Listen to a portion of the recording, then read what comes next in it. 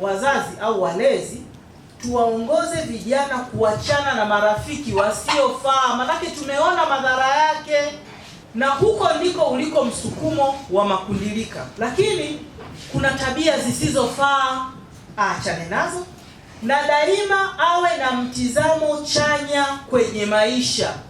Kuna watoto walishajikatia tamaa kabisa, aidha anaona mazingira ya nyumbani ni magumu sana, yani anaona uwezekano wa yeye kutoboa ni mgumu kabisa, yani amesha lose hope. Mwisho wa siku anaenda kujiunga na makundi yasiyofaa, anapoteza kabisa mwelekeo. Lakini tunasahau ya kwamba kuna watu ambao wamefanikiwa sana kimaisha kutokana na juhudi mbalimbali ambazo waliziweka, pamoja na kuwa walitoka kwenye mazingira magumu sana. Hata sisi hapa wenyewe wapo ambao wametoka kwenye mazingira magumu sana huko wanakotoka, lakini leo hii wana title zao, wako vizuri.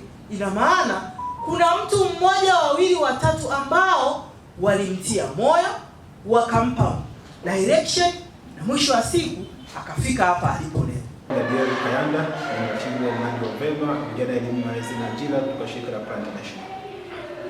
Ukiona mtoto wako ambaye ana tabia njema, siku hizi anaweza kuwa tabia mbaya, basi cha kwanza cha kufanya, chunguza kwanza marafiki zake.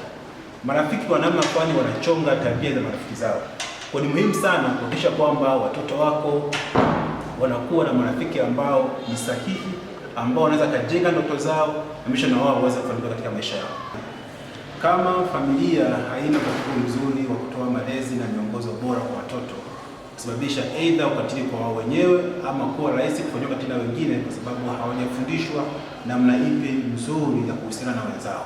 Kufanya ukatili wa mara kwa mara kwa sababu mzazi uko bize masaa yote, uko bize na kazi, haujui watoto wako wanaishije, wanakula nini, kwa muda wote wako wanajitegemea wao. Kwa hiyo lazima kisaikolojia wataathirika, kijamii lazima wataathirika, kwa hiyo hata kiafya pia lazima watafanyaje, wataathirika.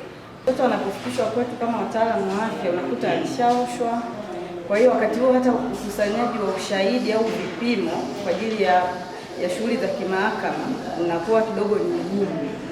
Kama tumechelewa mfano zaidi ya masaa 72, kuna dawa za kuweza kumkinga mtoto na maambukizi kama ukimwi, inakuwa ni ngumu kumpatia kwa sababu anakuwa tayari yuko nje ya ule muda. Kuja tena kutengeneza maridhiano na yule ambaye ni mkosaji mwenyewe. Kwa hiyo inaathiri sasa ule utekelezaji wa zoezi zima la kukomesha ukatili wa kijinsia.